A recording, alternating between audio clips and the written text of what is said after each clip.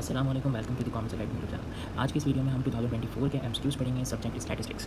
2024 में 10 एमसीक्यूज़ आए हैं आपके पेपर में और वो एमसीक्यूज़ के तमाम आंसर्स, तमाम ऑप्शंस हम डिस्कस करेंगे, देखेंगे कौन से ऑप्शंस क्यों सही हैं। तो पहला MCQs, graph of cumulative frequency is called. तो कम्यूलेटिव फ्रीक्वेंसी का जो ग्राफ होता है उसको बोलते हैं हम कम्यूलेटिव फ्रीक्वेंसी पॉलीगॉन। तो वो कम्यूलेटिव फ्रीक्वेंसी पॉलीगॉन के और भी नाम हैं।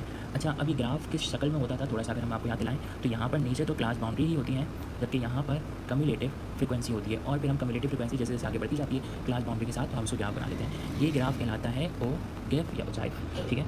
इसके अलावा दूसरा यहाँ पर ग्राफ जो है वो है हिस्टोग्राम। हिस्टोग्राम एक ऑप्शन है यहाँ पर आपके पास, जबकि हिस्टोग्राम ऐसा नहीं होता। हिस्टोग्राम तो ऐसे होता है, ऐसे बार्स होते हैं हिस्टोग्राम के अंदर, ठीक है।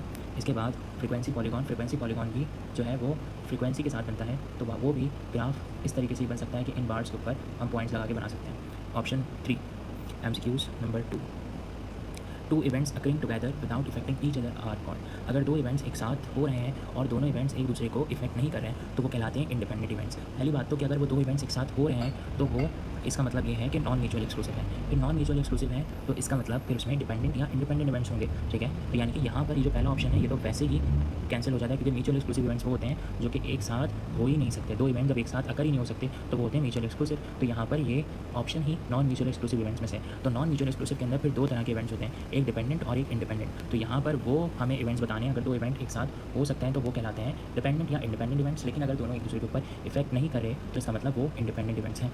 अगर उनमें से एक इवेंट के होने से दूसरे इवेंट की प्रोबेबिलिटी इफेक्ट कर रही होती तो वो कहलाते हैं dependent events. Okay, equally likely events ये हमने इस सब्जेक्ट के अंदर नहीं पढ़े, आपके कोर्स में नहीं है। Option number 3, the price index number based on more than one commodity is called. तो जब एक कमोडिटी से ज़्यादा कमोडिटी का हमने शुरू के अंदर स्टार्टिंग में चैप्टर में इंडेक्स नंबर के सिर्फ एक कमोडिटी के प्राइसेस के बारे में इंडेक्स पढ़ा, जहाँ हमने प्राइस रिलेटिव और लिंक रिलेटिव निकालना सीखा था, तो वहाँ पर हमने सिर्फ एक ही कमोडिटी के बारे में पढ़ा था कि एक कमोडिटी के प्राइस होते थे, काफ़ी सारे ईयर्स के प्राइस होते थे, बहुत सारे ईयर्स के प्राइस होते थे और उन सारे ईयर्स के प्राइस से हम लिंक रिलेटिव प्राइस रिलेटिव निकालते थे।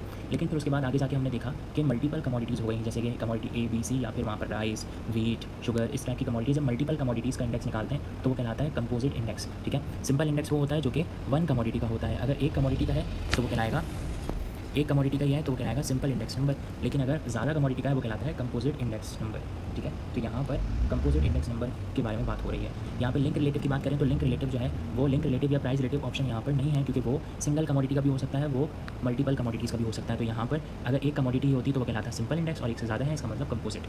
आगे बढ़ते हैं तो option MCQs number 4, the probability of impossible event is called. Impossible event वो होता है जब हमारे इवेंट की कोई भी आउटकम हमारे सैम्पल स्पेस में मैच नहीं हो। यानी कि अगर हम बोलें एक डाइस हम रोल करते हैं, तो जब डाइस रोल करते हैं तो अगर हम उसका सैम्पल स्पेस बनाएं तो सैम्पल स्पेस में आएगा डाइस रोल करने से हमारे पास यही आउटकम्स आती हैं 1 2 3 4 5 6। लेकिन अगर आपका इवेंट ही ये है कि 8 आना चाहिए, यानी कि आप चाह रहे हैं कि आप डाइस रोल करें और 8 आए डाइस पर, तो यहाँ कोई भी आउटकम इस 8 से मैच नहीं कर रही। इसका मतलब अगर जब आप इस इवेंट की प्रोबेबिलिटी निकालेंगे तो क्योंकि कोई भी आउटकम आपके इवेंट में नहीं है तो वो डिवाइडेड बाई 6 होगी सैम्पल स्पेस से, तो उसका आंसर 0 ही आएगा। इस वजह से यहाँ पर सही ऑप्शन है 0। Okay, next. अब यहाँ पर लिखा हुआ है द वैल्यूज़ ऑफ। अब यहाँ एक मिस्टेक है जो कि मैं आपको यहाँ बता दूँ। असल में ये वैल्यू लिखी हुई थी एन कॉम्बिनेशन 0 इस, तो अब यहाँ पर आपके पास 10 ईयर के अंदर यही लिखा हुआ होगा the value of n combination 0। तो अगर हमने कॉम्बिनेशन निकाला है, क्योंकि इसका वैसे नॉर्मली होता है एन सी आर, अगर आर की जगह पर 0 है तो इसका मतलब हमेशा उसका कॉम्बिनेशन आएगा इक्वल्स टू 1। यानी आर का मतलब होता था items to be arranged, items to be selected, ठीक है। और एन का मतलब होता था टोटल आइटम्स। टोटल आइटम्स आपके जो भी हों ऊपर आ जाएंगे तो टोटल तो हो गए, लेकिन अगर आपने उसमें से अरेंज ही या सेलेक्ट ही कितने करने हैं, 0 आइटम्स। 0 आइटम्स अगर आपने उसमें से सेलेक्ट करने हैं तो इसका मतलब उसका जब आप कॉम्बिनेशन बनाएंगे तो उसका आंसर सिर्फ 1 होगा। तो 0 का कॉम्बिनेशन आता है, इसका मतलब हम कह सकते हैं कि 0 कॉम्बिनेशन होता है इक्वल्स टू 1। आगे चलते हैं एमसीक्यूज़ नंबर 6 की तरफ। Median can be located bye.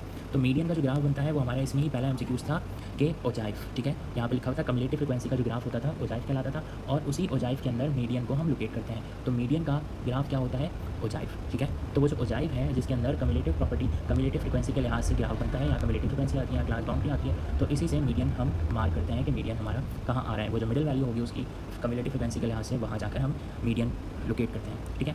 MCQs number 7, if summation x minus x equals to 0 then arithmetic mean will be. तो यह एमसीक्यूज़ अक्सर आपके पास आता है कि आपको यहाँ पे एक मीन की प्रॉपर्टी वो याद दिला रहे हैं कि एक मीन की प्रॉपर्टी थी। क्या थी मीन की प्रॉपर्टी? मीन की प्रॉपर्टी ये थी कि summation x minus x bar, ठीक है।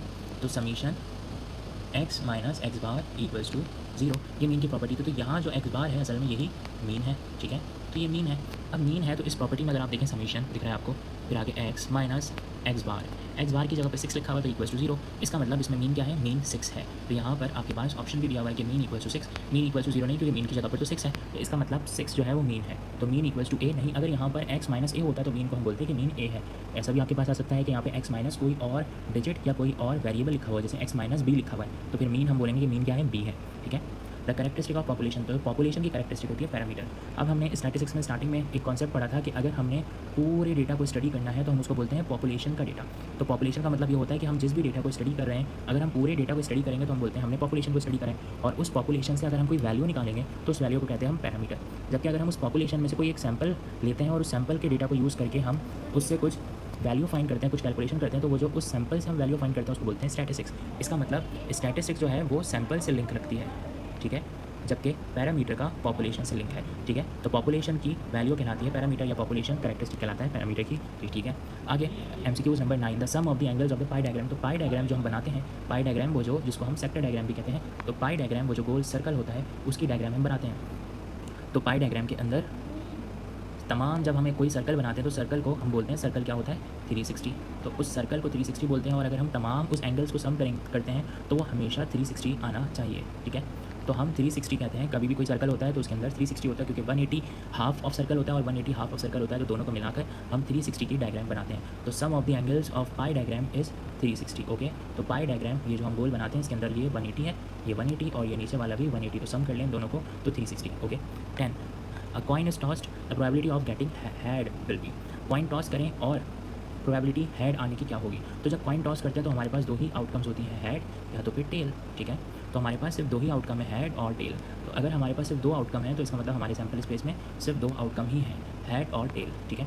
तो अब जब हम उसकी प्रोबेबिलिटी निकालेंगे हेड की, तो हेड कितने हैं, हेड और टेल में हेड एक ही है, तो एक हेड है और टोटल आउटकम्स हमारे पास 2 हैं। तो हम हेड को डिवाइड करेंगे टोटल आउटकम से, तो हेड हमारे पास 1 है, head 1 divided by sample space में 2 है, तो 1 डिवाइड बाई 2 यानी कि 0.5 आपका आंसर है, यानी कि 50% चांस है कि हेड आएगा जब आप कॉइन टॉस करेंगे। यहाँ पर 2024 के एमसीक्यूज खत्म हो